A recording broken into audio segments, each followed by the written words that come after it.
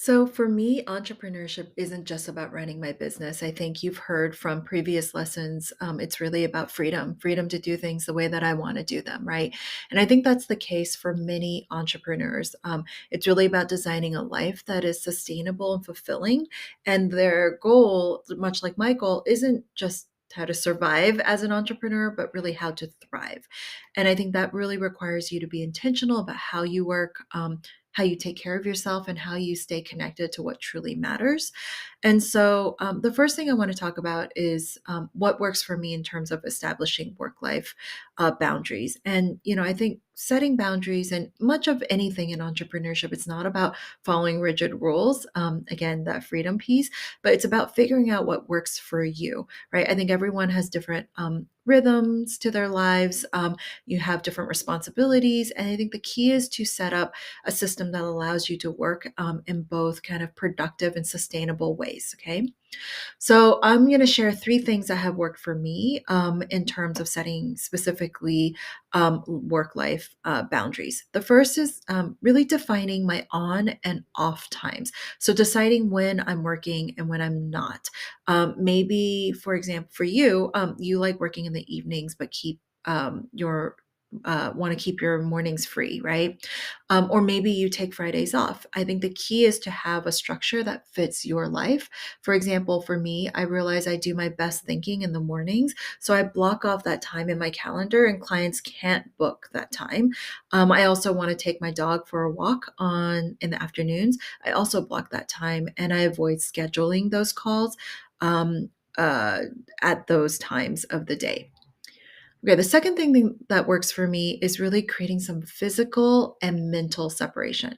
So, if you work from home like me, I think creating a start and end to your workday, whether it's like closing your laptop, going for a walk, or kind of moving to a different space, really helps. For me, I have a rule that when I close my laptop at the end of the day, physically close it, then and put it away, I'm not tempted to check emails at night. That's the end of my workday. Okay. And then lastly, it's communicating your boundaries clearly. I think, your clients, your collaborators, and even friends will respect your boundaries if you set them up front and if you're clear about when you're available and kind of your response times. So, for example, I tell clients up front that I won't respond to emails on the weekend. And I, even for vacation, I will put those dates in my contract so they know and they respect it.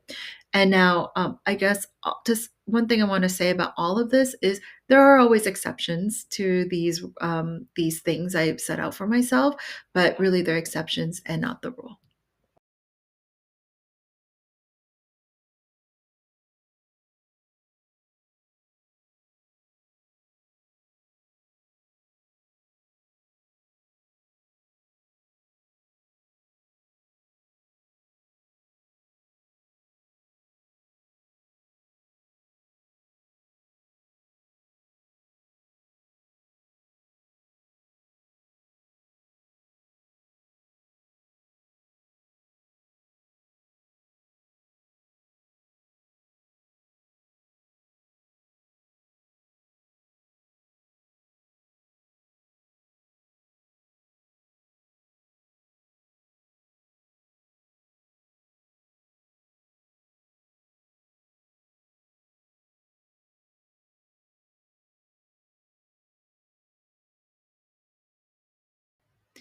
One of the big things for me as an entrepreneur that helps me thrive is to prioritize my own mental and physical health.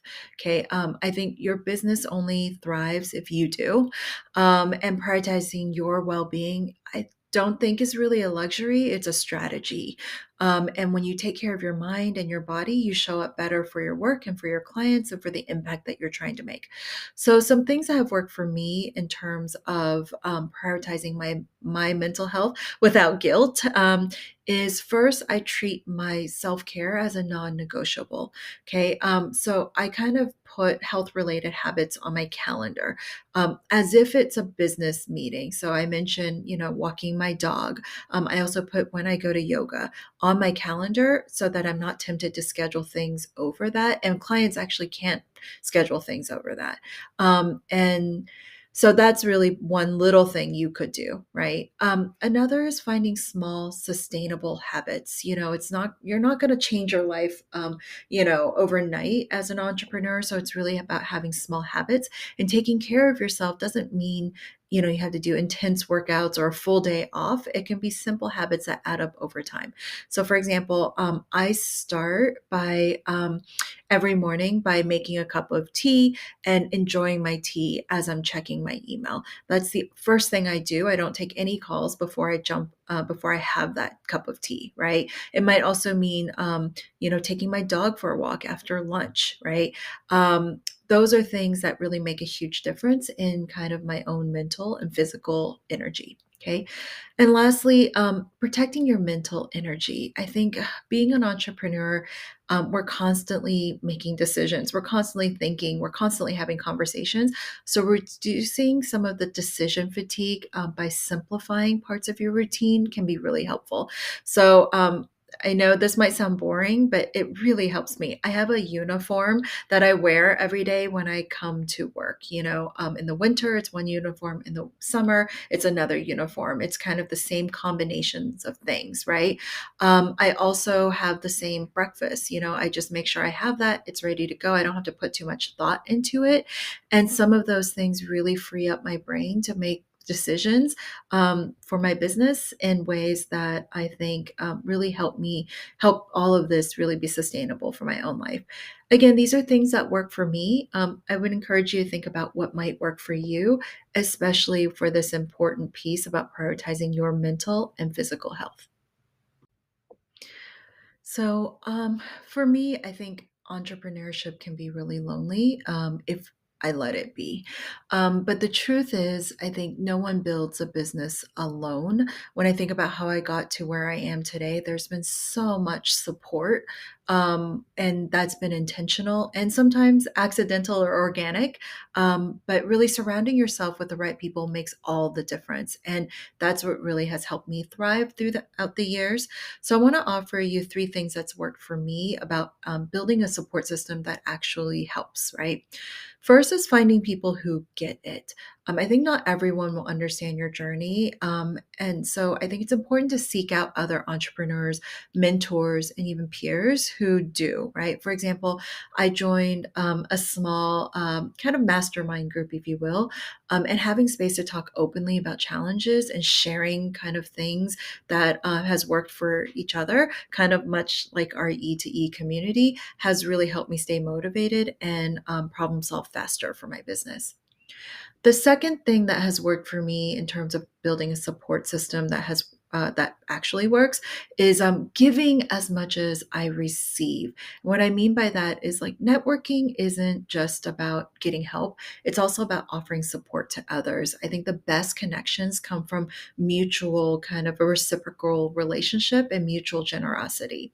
Some of my best client referrals come from kind of asking for not really from asking for business, but comes from helping others first without expecting anything in return.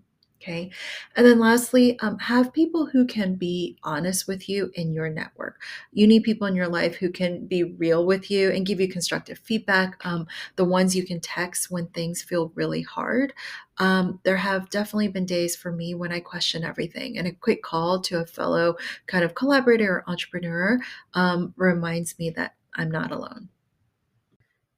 Okay, the last thing about thriving as an entrepreneur is remembering why you started in the first place. Because I think entrepreneurship isn't just about building a business, it's about building something that really aligns to who you are. That's the case for me, very much so. But sometimes in the middle of client work and deadlines and setbacks, I think it's easy to lose sight of kind of why we started in the first place.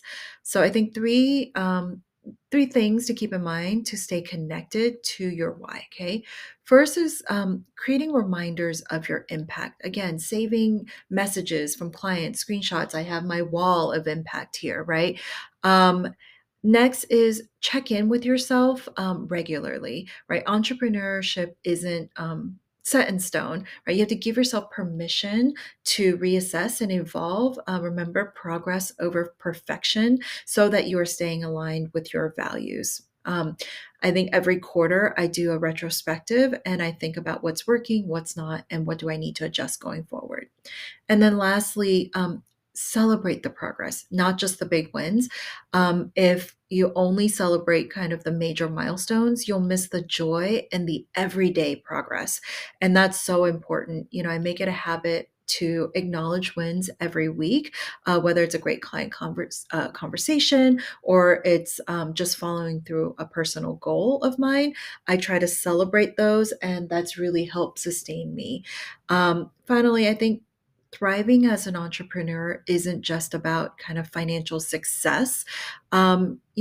It's about creating something that is sustainable and fulfilling for you. It's about aligning to your values and setting boundaries in a way that works for you, taking care of yourself, surrounding yourself with people who uplift you, and then never losing sight of why you started.